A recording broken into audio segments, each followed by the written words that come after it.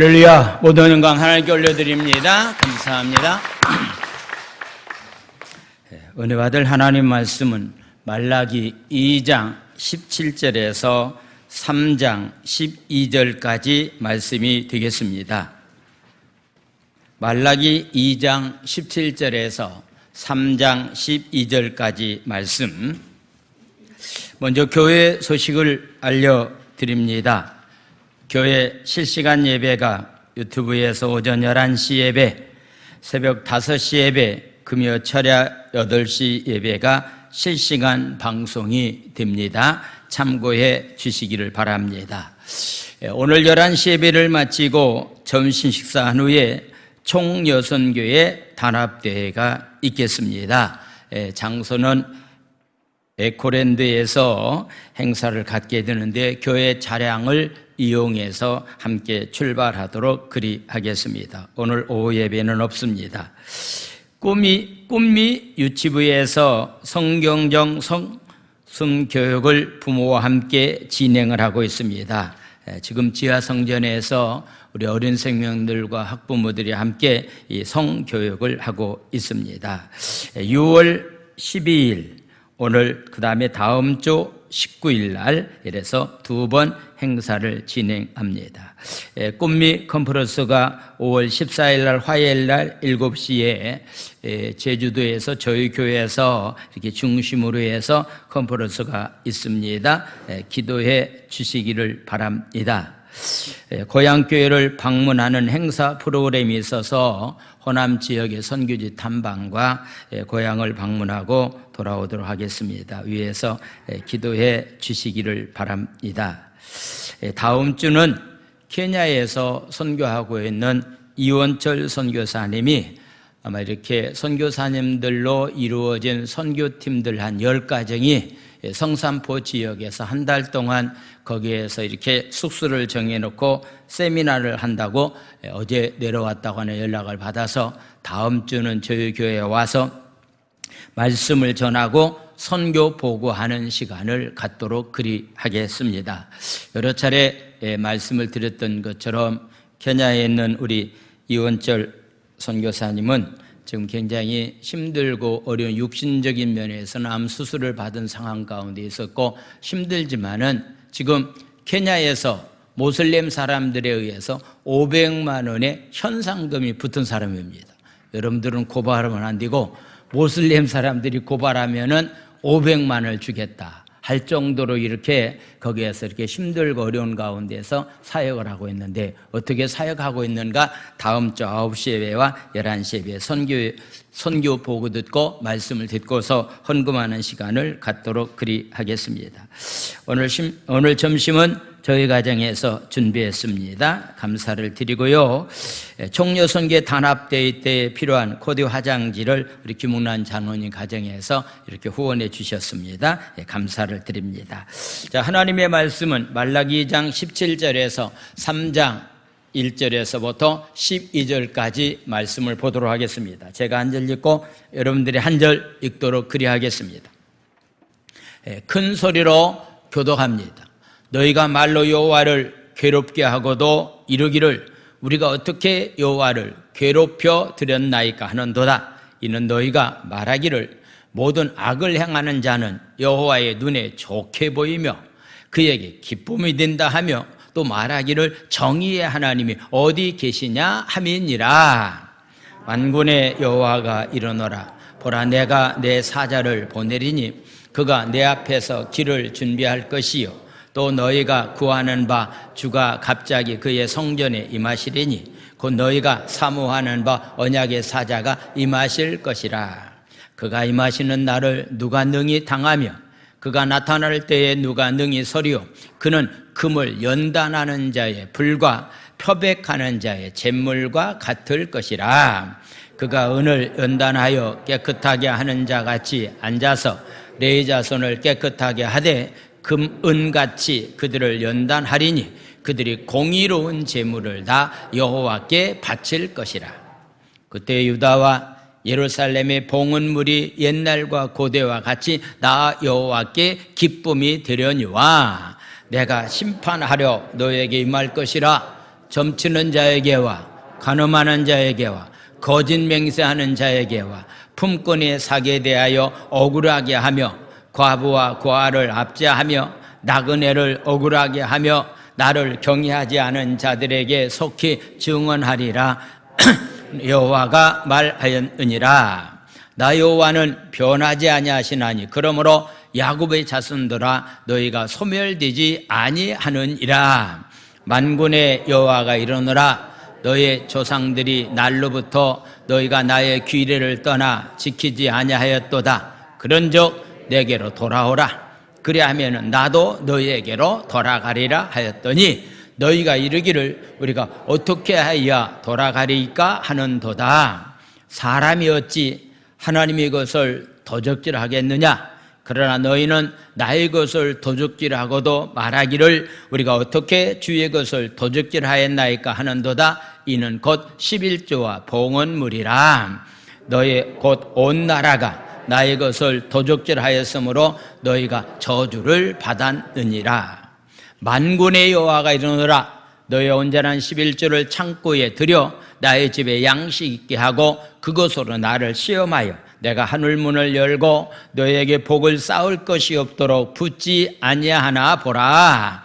만군의 여호와가 이르노라. 내가 너희를 위하여 메뚜기를 금하여 너희 토지 소산을 먹어 없애지 못하게 하며 너희의 밭에 포도나무 열매가 기원전에 떨어지지 않게 하리니 다같이 너의 땅이 아름다워짐으로 모든 이방인들이 너희를 복되다 하리라. 만군의 여호와의 말이니라. 아멘. 이는 살아계신 하나님의 말씀입니다. 아멘. 할렐루야. 자, 오늘은 두 가지 주제를 가지고서 말씀을 나누겠습니다. 정의의 하나님이 어디 계시냐? 공평의 하나님이 지금 어디 계시냐?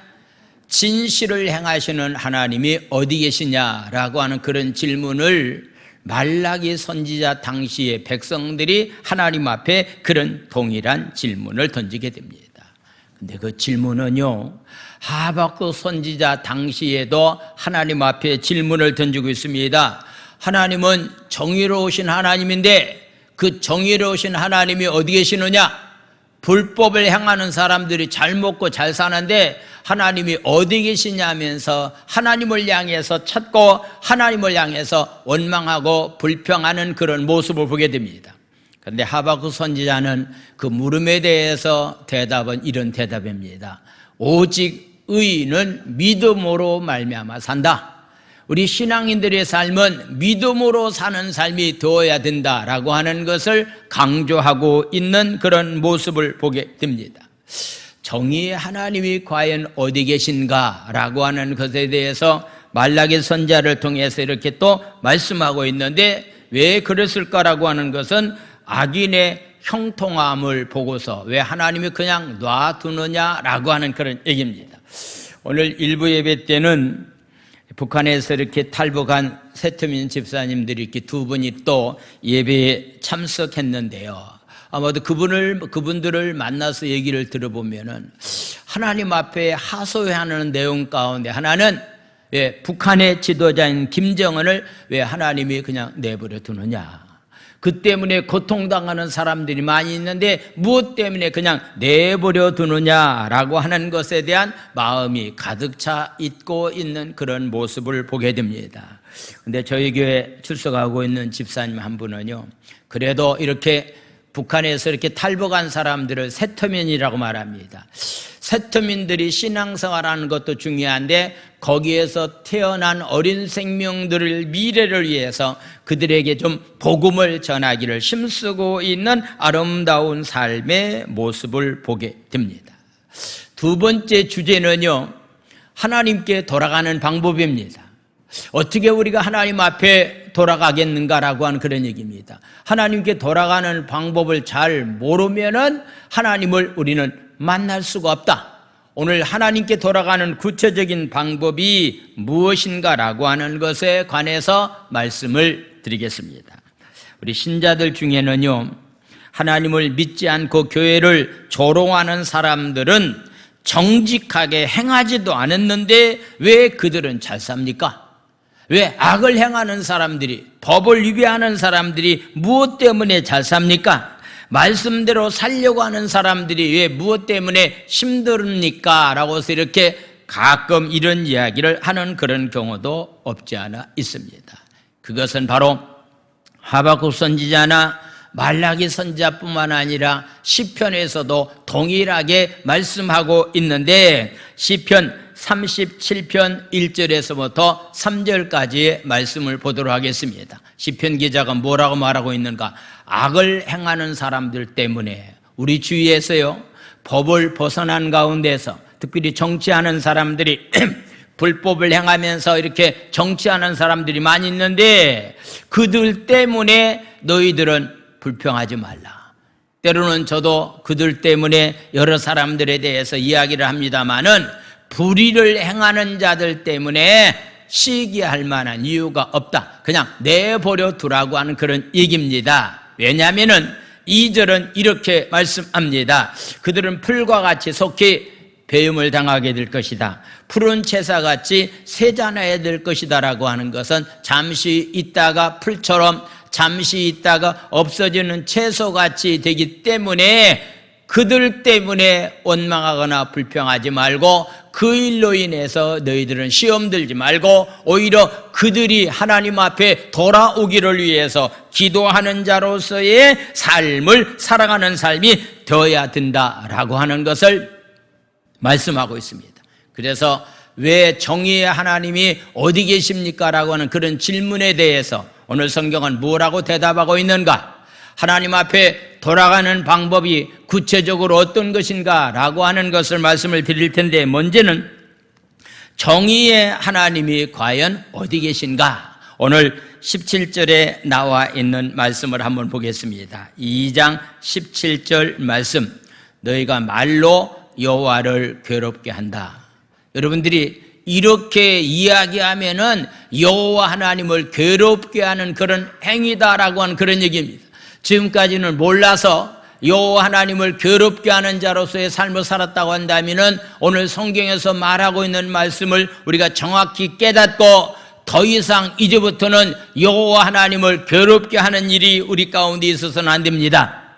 너희들이 말로 여호와 하나님을 괴롭게 한다, 그렇게 얘기했더니 언제 우리가 여호와 하나님을 괴롭게 했습니까? 라고서 묻고 있습니다. 거기에 대답, 너희가 말하기를 모든 악을 행하는 자는 여호와의 눈에 좋게 보인다. 악을 행하는 사람들이 잘 되는 것을 보니까 여호와께서 좋게 보는 것처럼 보인다. 그리고 악을 행하는 사람들이 기쁨이 된다 하면서 말하고 있는데, 정의의 하나님이 어디 계시냐 함과 같은 얘기를 하고 있는데, 이런 말하게 되면은 정의의 하나님 어디 계시느냐? 악을 행하는 사람들이 여호와 하나님 앞에 기쁨이 되는 것 닮다, 그들이 잘 먹고 잘 산다라고 하는 그런 얘기를 함으로 인해서 말을 한다고 한다면은 바로 여호와 하나님을 말로 괴롭게 하는 행위다라고 하는 것을 우리에게 말씀을 하고 있습니다. 사실 이는 하나님을 비난하는 행위로서 의인을 보호하시고 악의를 벌하시는 하나님의 섭리가 제대로 실행되지 않았다고 비판하는 그런 경우가 있다. 피조물이 하나님을 향해서 하나님이 진짜 정의의 하나님입니까? 하나님 정의의 하나님, 공평한 하나님입니까? 라고 해서 하나님을 향해서 얘기한다면은 하나님을 판단하는 행위이기 때문에 이것은 하나님을 괴롭게 하는 행위가 된다라고서 말씀하고 있습니다. 그런 가운데 있을 때에 그 백성들의 탄식을 하나님은 들으시고 그들에게 앞으로 사자를 보내겠다. 어떤 사자인가? 3장 1절에 나와 있는 말씀을 보겠습니다. 1절과 2절. 만군의 여호와가 이르노라, 보라 내가 내 사자를 보내겠다. 불공평 가운데서 악을 행하는 사람들이 잘 먹고 잘 사는 그런 시대에 있지만은 내가 사자를 보내는데 그가 내 앞에서 길을 준비할 것이고, 또 너희가 구하는 바 주가 갑자기 그의 성전에 임하리니 곧 너희가 사모하는 바 언약의 사자가 임하게 될 것이다 라고, 여기서 말하고 있는 사자는 바로 말라기가 마지막 선지자에 해당되기 때문에 바로 세례 요한이 이 땅에 와서 정의로운 나라를 만들어가게 되고, 장차 예수님이 이 땅에 오셔서 정의로운 나라를, 공의로운 나라를 만들어가게 될 것에 관해서 말씀을 하고 있습니다. 그러면서 2절은 이렇게 말씀합니다. 그가 임하시는 날을 누가 능히 당할 수가 있겠는가? 정의의 하나님이 통치자로서 세례 요한을 보내서 통치하게 될 때에, 예수님이 이 땅에 오셔서 의롭게 통치하게 될 때에 어떤 사람이 그 앞에 설 수가 있겠는가? 하나님 앞에 설 수 있는 사람이, 의로운 통치자 앞에 설 수 있는 사람이 누가 있겠는가? 그는 금을 연단하는 자의 불과 같이 표백하는 자의 잿물과 같을 것이다 라고서 이렇게 말씀을 하고 있습니다. 과연 정의를 바로 세울 때에 그 정의자 앞에 바로 설 수 있는 사람이 과연 누가 있겠는가라고 하는 그런 얘기입니다. 말씀은 정의의 하나님이 어디 있느냐면서 불평하는 자들이 과연 당당히 나는 의인이라고 말할 수 있는가? 정의의 하나님이 만약에 나타난다고 한다면은 나는 그 앞에서 정정당당하게 정의의 하나님을 만날 수가 있겠는가라고 하는 그런 말씀. 하나님은 금이나 은과 같이 연단해서 깨끗하게 하겠다고 하시는데, 이것은 뜨거운 불에 달구고 망치로 내려치는 고통스러운 그런 과정이 있는데, 정말로 이런 고통 앞에서 견딜 수 있는 사람이 과연 있겠는가라고 하는 말씀. 새로운 정부가 시작되었습니다.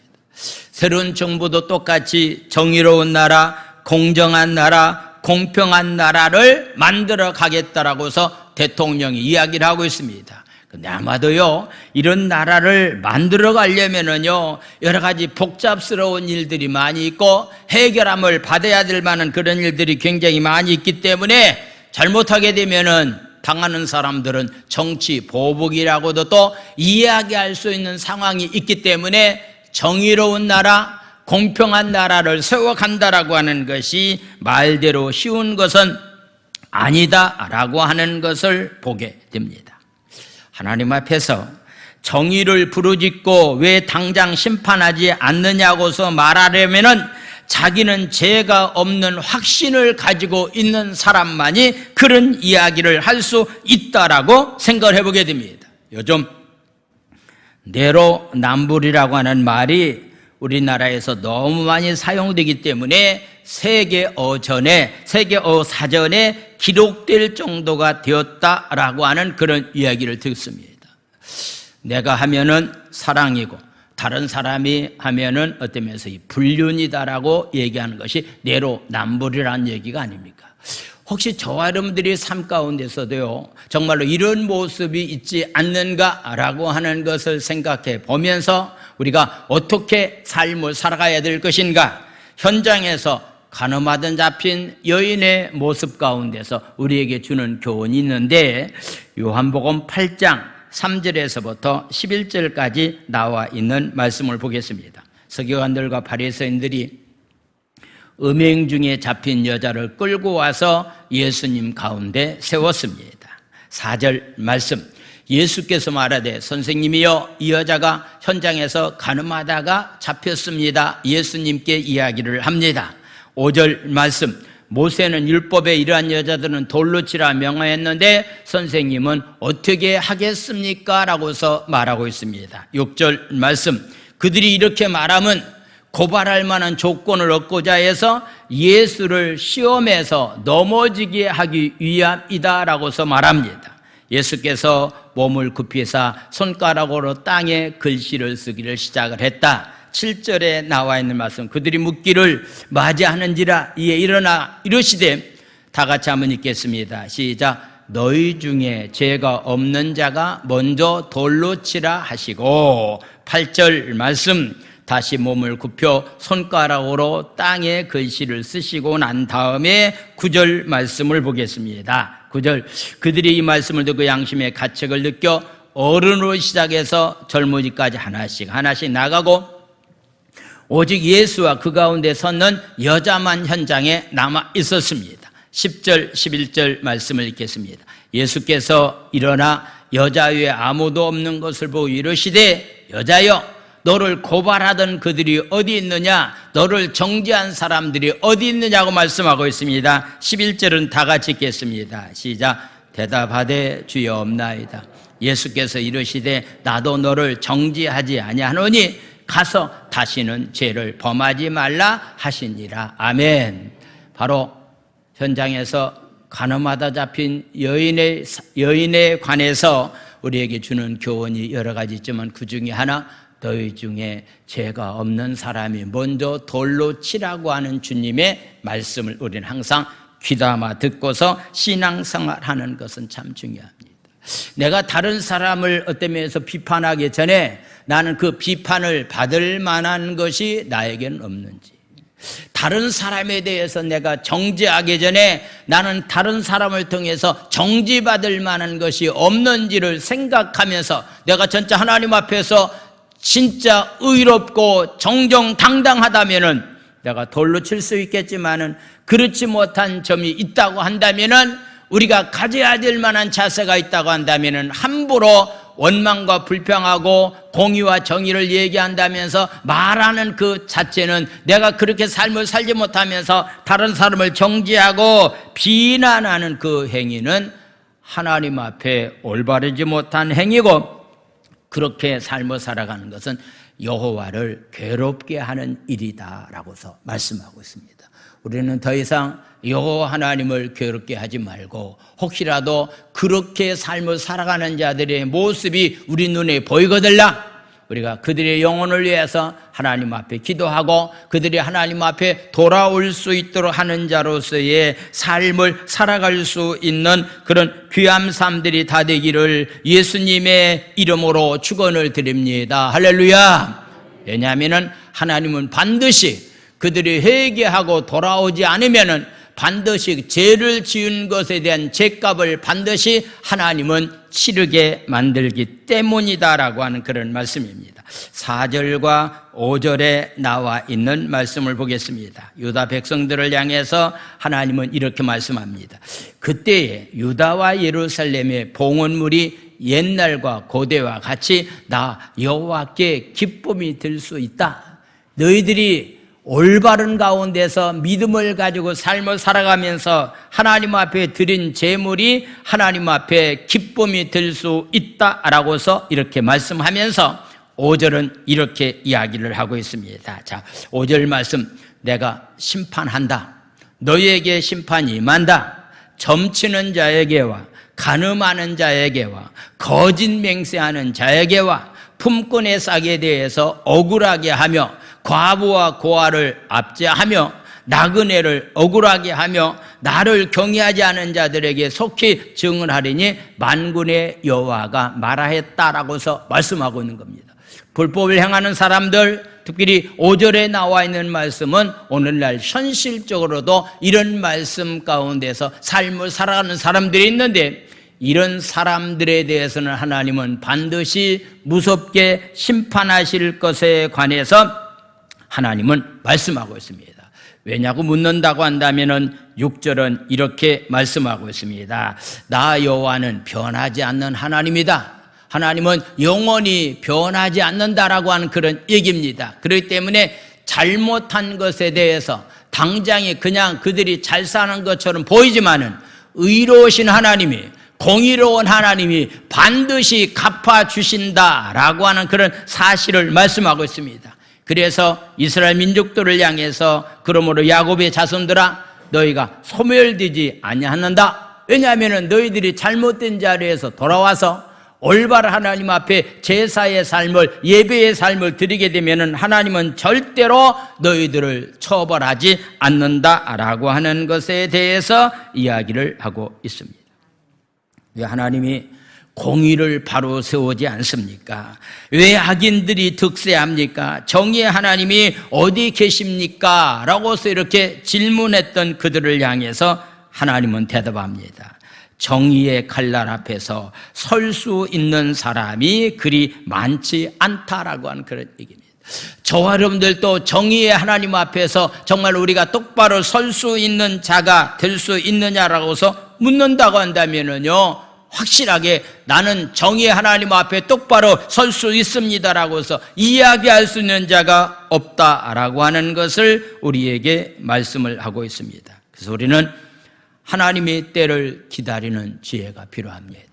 우리 주위에 상상할 수 없는 왼수덩어들이 많이 있는데요, 하루아침에 좀 어떻게 하나님 그런 사람 어떻게 좀 해달라고 우리가 기도는 하지만은요, 그러나 하나님은 가장 적합한 때에 하나님은 반드시 그들을 심판하신다라고 하는 사실을 깨닫고, 우리는 내 생각대로 함부로 원망하거나 불평하지 말고 하나님의 통치 아래 주권 아래 모든 것을 맡기면서 인내하면서 기도하면서 승리하는 자들이 다 되기를 예수님의 이름으로 축원을 드립니다. 할렐루야.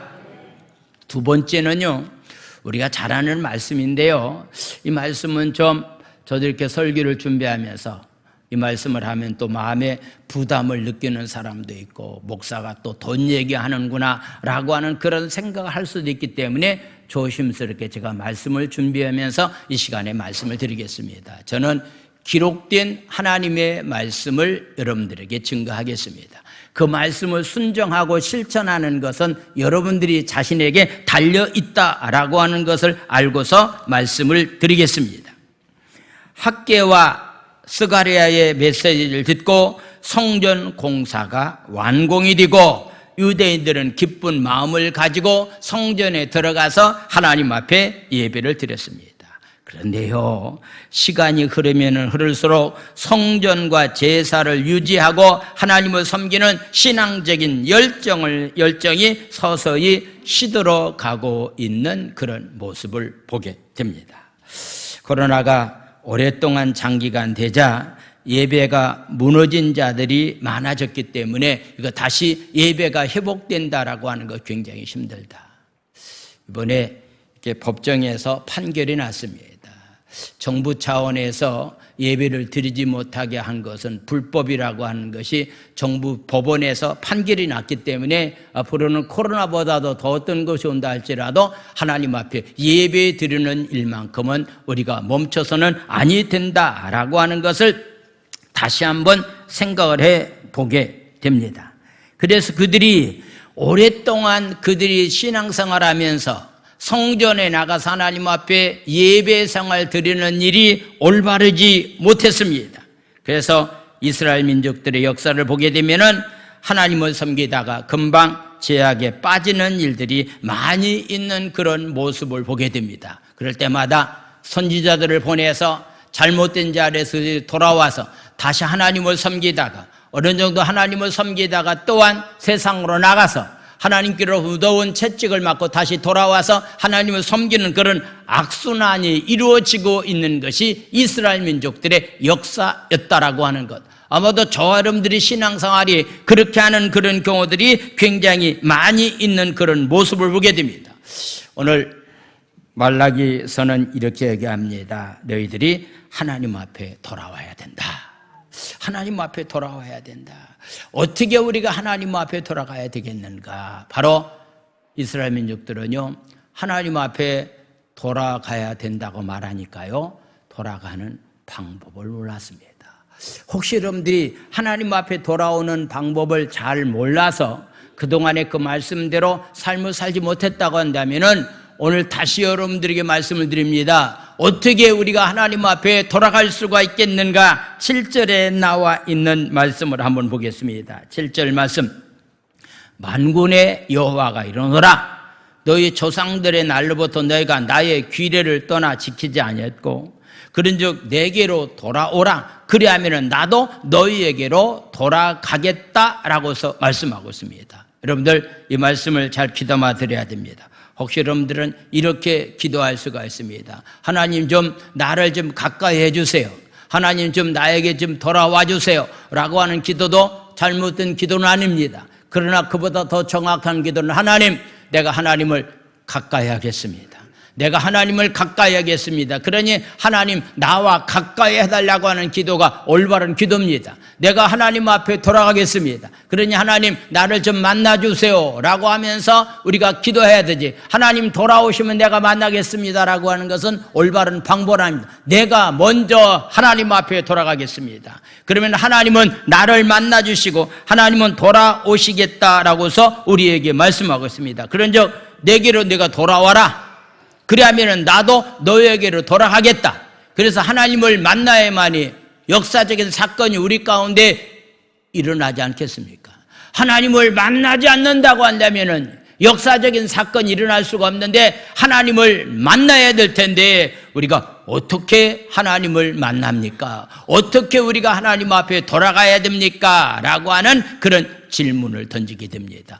거기에 대답이 오늘 8절은 이렇게 말하고 있습니다. 자, 8절 말씀은 다 같이 읽겠습니다. 시작. 사람이 어찌 하나님의 것을 도적질하겠느냐? 그러나 너희는 나의 것을 도적질하고도 말하기를 우리가 어떻게 주의 것을 도적질하였나이까 하는도다. 이는 곧 11조와 봉헌물이다 라고서 말씀하고 있습니다. 사랑하는 성도 여러분, 우리가 너무나도 잘 아는 말씀입니다. 사람의 것을 도적질하고서 잡히면은 교도소 가야 되지 않습니까? 너희들이 하나님의 것을 도적질하고서도 하나님의 것을 뚫치고서도 너희들이 잘 살 수 있겠다고 생각되느냐? 하나님의 것을 뚫치고서도 너희들이 하나님을 만날 수 있다라고 생각하고 있느냐? 절대로 그럴 수가 없다라고 하는 그런 얘기입니다.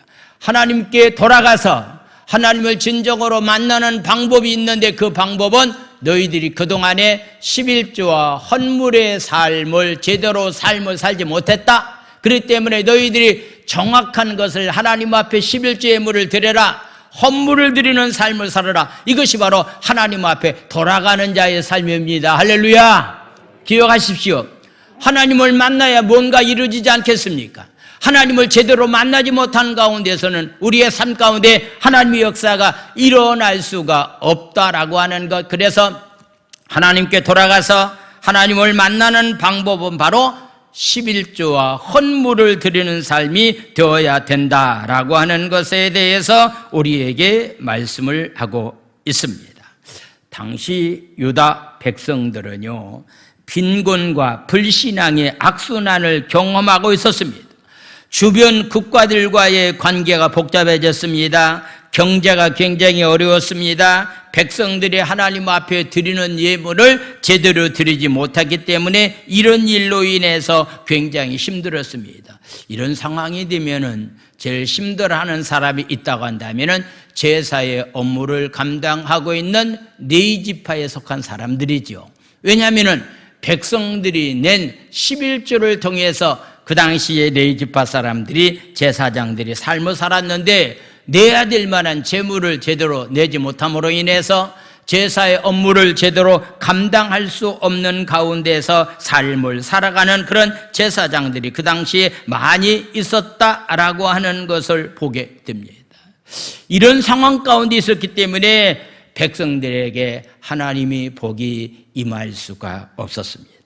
물론 먹고 살기 힘든 상황 가운데서 우리가 11조와 헌물을 바친다라고 하는 것은요, 웬만큼 힘들고 어려운 일이 아니다라고 하는 것.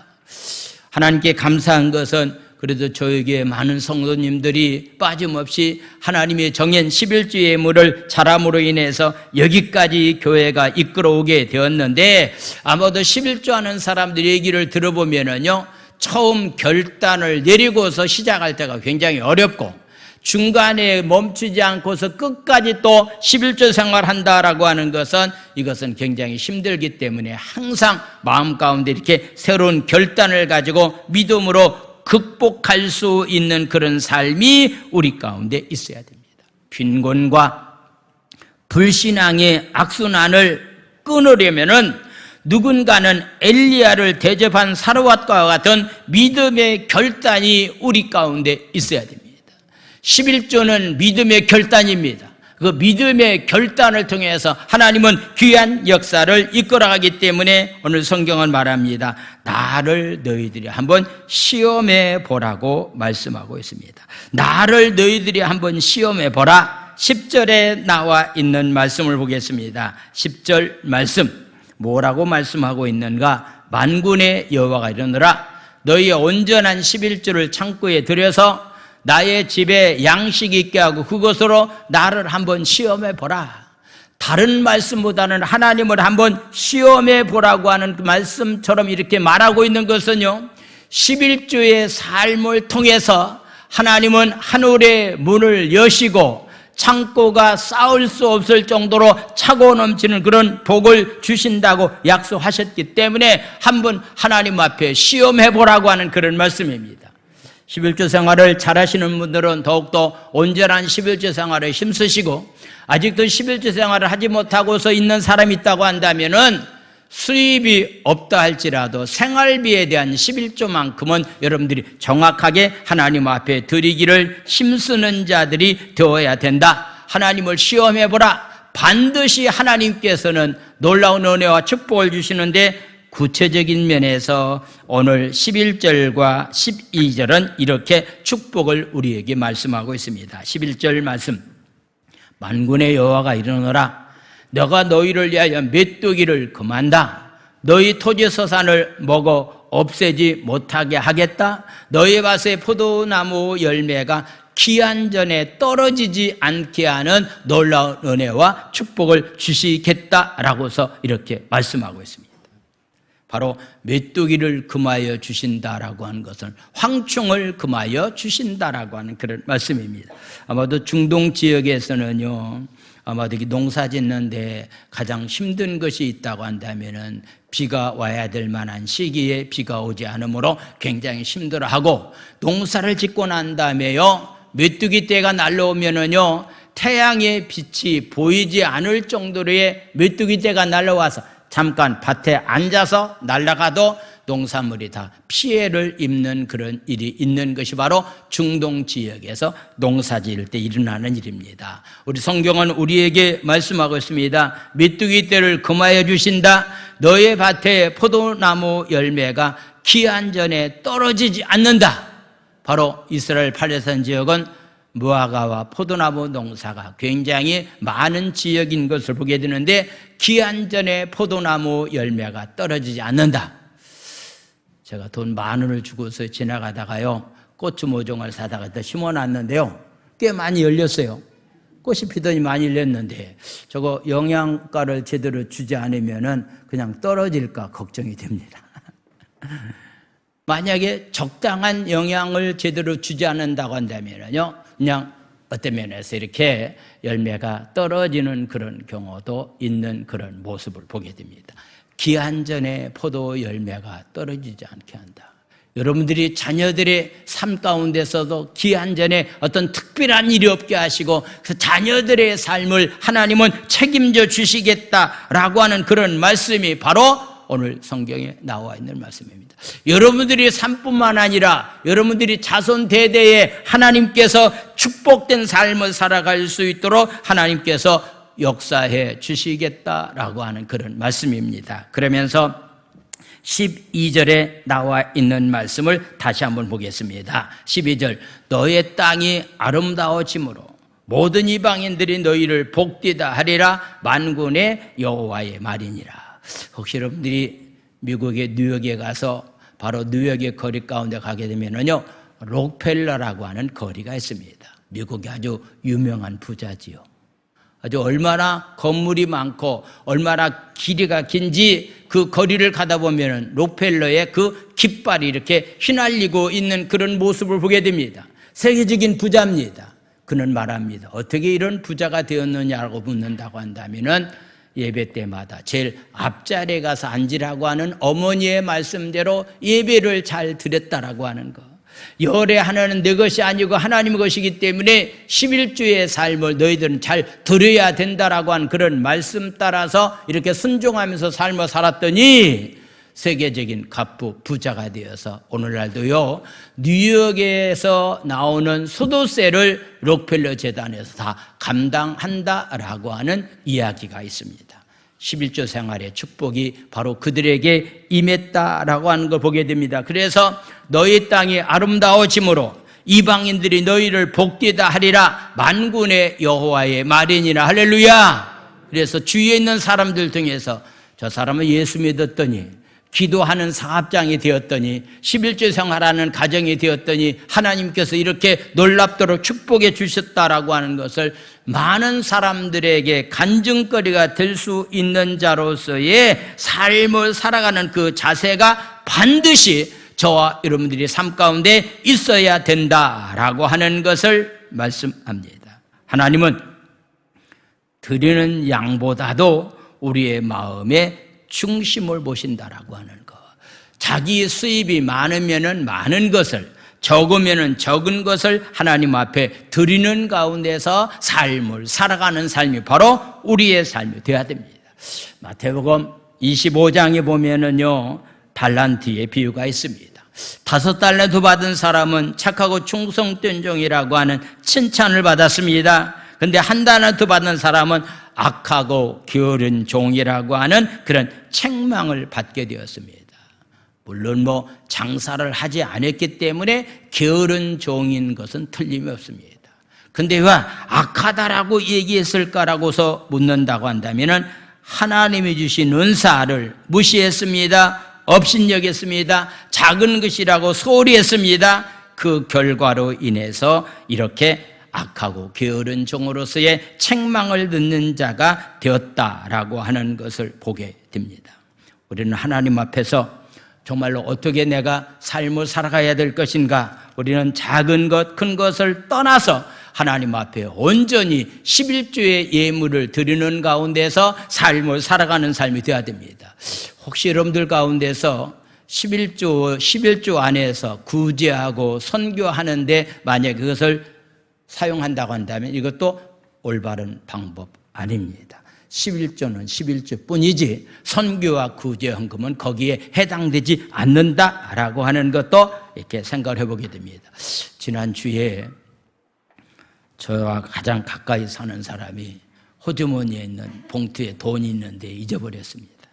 그래가지고서 이 돈이 어디로 갔느냐고 그냥 식당에 가서 밥 먹는 집에 가가지고 물어봤고 주차장에 가서도 아무리 찾아봐도 이렇게 돈 봉투가 없는 거예요. 그래서 큰일 났다고 얘기했는데 한참 이렇게 돈을 찾다 보니까 내가 하나님 앞에 그거 떼먹으시는가 보다. 무엇을 내가 하나님 앞에 떼먹었는가. 얼마 전에 작은 것을 내가 하지 못했는데 그것 때문에 그랬다면서 철저히 회개했더니 바로 이게 우리 예배당 바로 앞에 봉투가 발견되었다. 그냥 하나님께서 저와 여러분들이 그냥 신앙생활을 대충 해도 하나님은 우리를 그냥 내버려 둡니다. 그냥 넘겨갈 수도 있습니다. 그러나 기억하십시오. 잘못된 길을 걸어갔을 때 그냥 방치해 두는 것은 사랑이 아닙니다. 잘못된 가운데 처했을 때는 하나님이 반드시 무서운 진노가 우리 가운데 임하는 그런 체험적인 신앙이 우리 가운데 있어야 된다라고 하는 것을 보게 됩니다. 저는 여러분들에게 좀 간곡히 부탁을 드리고 싶습니다. 여러분들이 자녀들에게 다른 것보다는 주일 성수와 11조만큼은 꼭 가르쳐 주십시오. 왜냐하면 그것이 바로 자녀의 장래가 보장되는 길이고 자녀가 사는 길이기 때문이다라고 하는 그런 말씀입니다. 그래서 모든 사람들이 그들을 보고서 당신은 정말로 11조 생활하다가 말씀대로 삶을 살다가 복받은 사람이라고 인정받을 만한 자로서의 삶을 살아갈 수 있는 자들이 다 되기를 예수님의 이름으로 축원을 드립니다. 할렐루야. 기도합니다.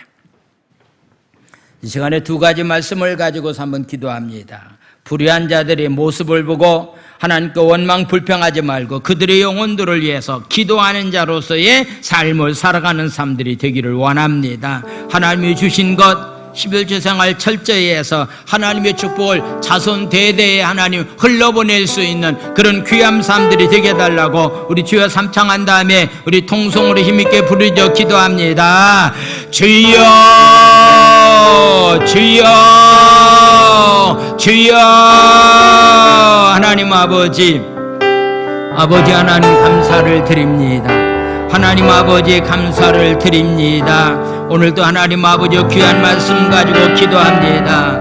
원망과 불평하는 그런 일들이, 특별히 불의를 행하는 사람들이 아버지 하나님 그런 모습을 보고서 하나님이 정말로 살아계십니까? 공의의 하나님의, 정의의 하나님이 어디입니까? 라고서 함부로 말하지 않게 도와주시옵소서.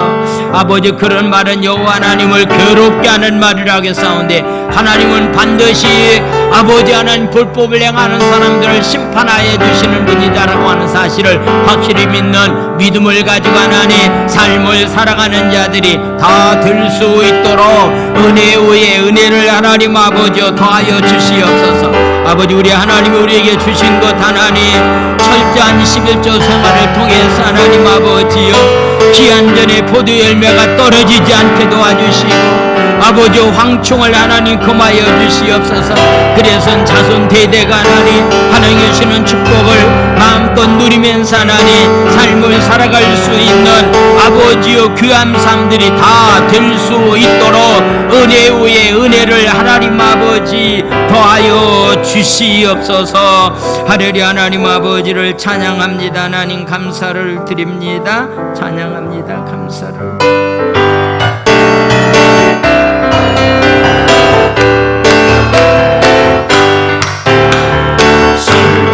마음 있는 사람 예수 이름 믿으며 영원토록 변함없는 기쁜 마음 얻으리.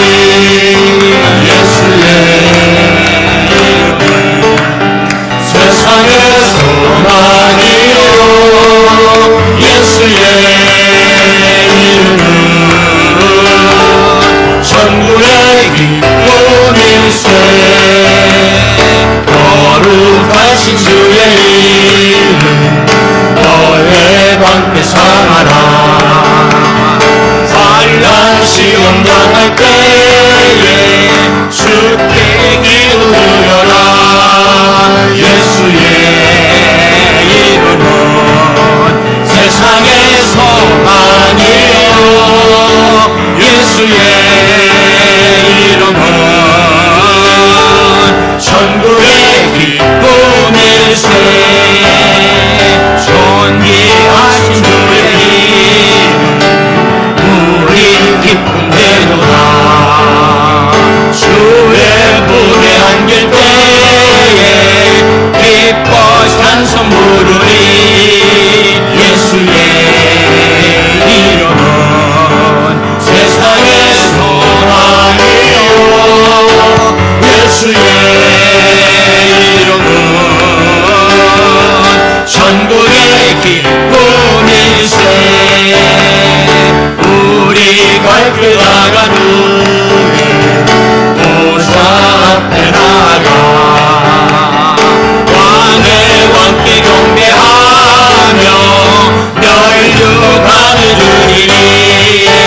예수의 이름은 세상의 소망이요 예수의 이름은 천국의 기쁨일세. 하나님 아버지 잘 알지 못한 가운데서 하나님을 괴롭게 한 적들이 우리의 삶 가운데 많이 있었습니다. 하나님 말씀을 잘 알지 못하는 가운데서 하나님이 이것을 도적질하고 하나님 앞에 돌아가지를 못했습니다. 오늘 정확히 하나님 말씀을 알았사온데 이 말씀을 실천에 옮길 만한 힘과 능력을 저희들에게 허락하여 주시옵소서. 오늘도 하나님 말씀이 하나님 믿음을 가지고 순종하면서 주님 앞에 각종 귀한 예물을 드려오니 주님 축복하여 주시옵소서. 특별히 하나님 아버지여 귀한 11조 예물을 하나님 앞에 드립니다. 하나님 아버지여 황충을 금하여 주시고 귀한 전에 포도 열매가 떨어지지 아니하는 놀라운 은혜와 축복을 사업장과 가정과 자녀들에게 자손 대대에 하나님 축복하여 주시옵소서. 그래서 주위에 있는 많은 사람들이 예수님 때문에 11주 했더니 이런 복을 받았다라고 많은 사람들에게 간증할 수 있는 간증의 주인공들이 다 되기를 원합니다. 축복하여 주시옵소서.